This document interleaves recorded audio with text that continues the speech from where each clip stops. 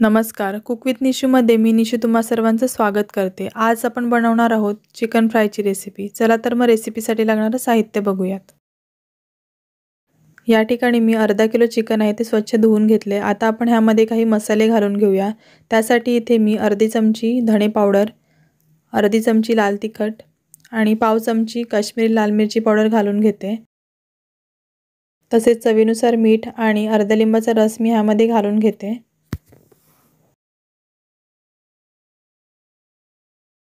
आता हे सर्व मसाले आहेत ते आपण चिकनमध्ये एकजीव करून घेऊयात आणि साधारणतः 10 ते 15 मिनिटांसाठी चिकन असंच ठेवून देऊयात। आता एका पॅनमध्ये मी इथे साधारणतः 1 ते 1.5 टीस्पून इतकं तूप घालून घेते आणि त्यामध्येच थोडंसं तेल देखील मी इथे घालून घेते।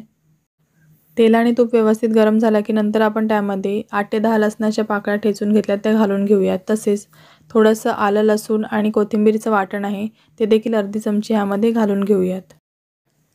ठेचलेलं लसूण आणि वाटण आहे ते आपण अर्धा ते 1 मिनिटासाठी मंद गॅसवर थोडंसं परतून घेऊया। माझी एक रिक्वेस्ट आहे, जर का तुम्ही अजूनही कुक विथ निशू या चॅनलला सबस्क्राईब केलं नसेल तर प्लीज सबस्क्राईब करा आणि बाजूला असलेलं बेल आयकॉन आहे ते देखील प्रेस करायला विसरू नका, जेणेकरून तुम्हाला सर्वात आधी रेसिपीचे नोटिफिकेशन येतील।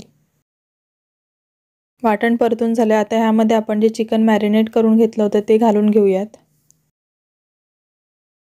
तसेच पाव चमची इतका मी इथे चिकन मसाला घालून घेते। चिकन मसाला जर नसेल तर तुम्ही ह्या ठिकाणी गरम मसाल्याचा वापर देखील करू शकता। आता चिकन आहे ते 2 ते 3 मिनिटांसाठी आपण मंद गॅसवर असंच परतून घेऊयात।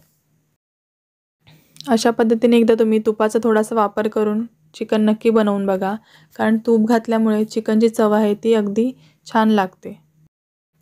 कोणतीही चिकनची ग्रेव्ही बनवताना किंवा चिकन फ्राय करताना 2 ते 3 मिनिटांसाठी का होईना, परंतु अशा पद्धतीने चिकन परतून घेतलं की ते मसाल्याचे फ्लेवर्स असतात ते चिकनमध्ये चांगले उतरतात। गॅसची फ्लेम आहे ती एकदम मंद ठेवून आपण साधारणतः 15 ते 20 मिनिटांसाठी हे चिकन असं शिजू देणार आहोत। आवश्यकता असेल तर 1 ते 2 वेळा आपण चिकनला अशा पद्धतीने मिक्स करून घेणार आहोत। अशा पद्धतीने चिकन फ्रायची रेसिपी तुम्ही एकदा नक्की ट्राय करून बघा। अगदी झटपट होणारी अशी रेसिपी आहे आणि तुम्हाला जर रेसिपी आवडली असेल तर कमेंट बॉक्समध्ये तुमच्या प्रतिक्रिया कळवायला विसरू नका। चिकन आहे ते आपण पूर्णतः ड्राय करून घेणार आहोत। अशा पद्धतीने आपल्याला पूर्णतः चिकन आहे ते ड्राय करून घ्यायचं आहे। अशा पद्धतीने आपली झटपट अशी चिकन फ्रायची रेसिपी तयार आहे। व्हिडिओ आवडला असेल तर व्हिडिओला like, share and cook with Nishu या चॅनलला सबस्क्राईब करायला विसरू नका। Thanks for watching this video.